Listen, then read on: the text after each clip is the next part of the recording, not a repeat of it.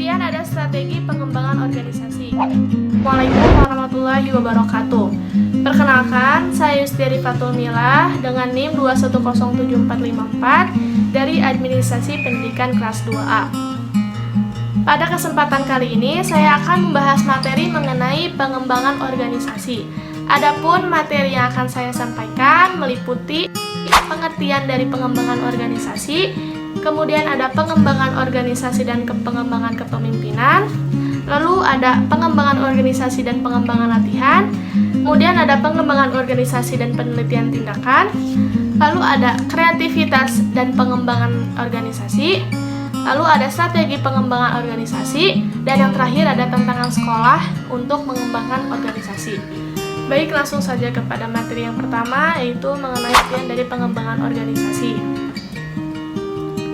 Nah, pengertian dari pengembangan organisasi ini merupakan upaya untuk mengubah perilaku orang dan sistem organisasi supaya dapat melakukan adaptasi terhadap perubahan lingkungan yang ditujukan untuk pencapaian tujuan organisasi yang lebih baik.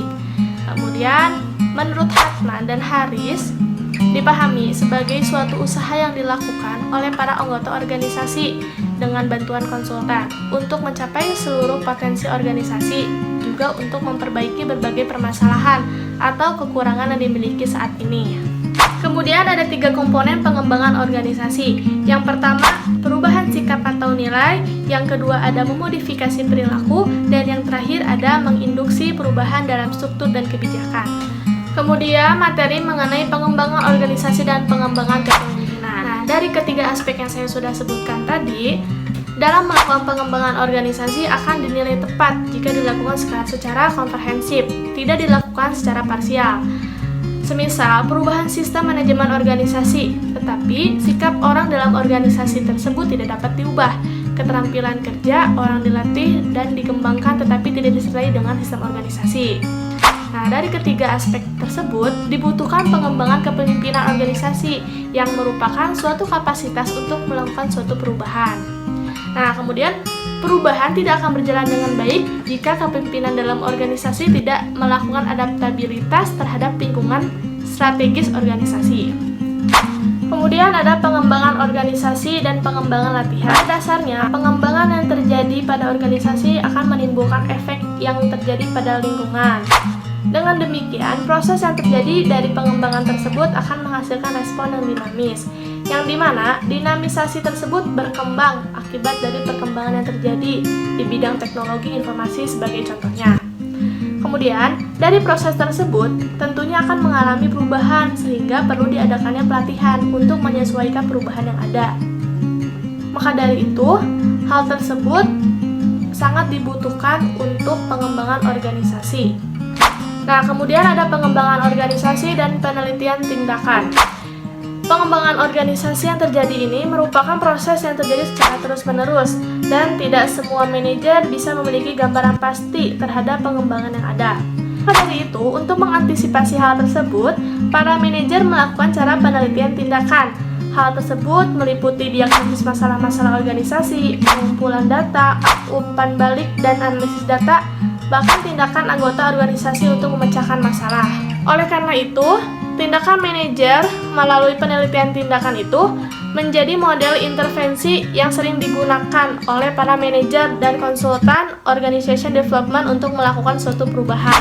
Nah, kemudian ada kreativitas dalam pengembangan organisasi. Maksud dari ini yaitu dalam pengembangan organisasi tentunya bertujuan untuk perubahan organisasi di masa yang akan datang. Nah, dari perubahan tersebut tidak dapat berjalan dengan mulus jika menggunakan cara yang sama. Maka dari itu, organisasi harus bisa melakukan hal-hal yang kreatif dalam melakukan perubahan tersebut, sehingga tingkat adaptabilitas terhadap tuntutan perubahan dapat dilakukan secara tepat, mengurangi tingkat resistensi pegawai atau lingkungan strategis terhadap perubahan organisasi. Kemudian ada strategi pengembangan organisasi. Dalam hal ini, pengembangan organisasi itu cenderung gagal jika digunakan dengan strategi yang kurang tepat. Nah, menurut Lawler, pengembangan organisasi yang bagus adalah strategi yang dapat menyesuaikan 4 poin, yaitu misi organisasi, kompetensi pegawai, kapasitas pegawai, dan lingkungan organisasi.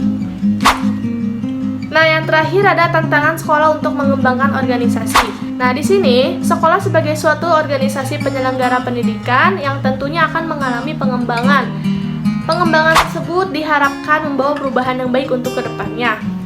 Dan pada saat ini, sekolah dapat diidentifikasikan ke dalam beberapa kategori, yaitu SPM, SSN, RSBI, dan juga SBI. Dari beberapa kategori tersebut, tidak akan dikatakan berhasil jika tidak membawa perubahan terhadap perilaku orang-orang yang ada di sekolah tersebut.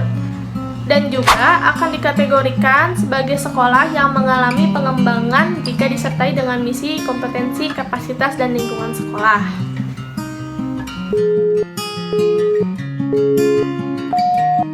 Sekian pemaparan materi dari saya. Mohon maaf bila ada kesalahan.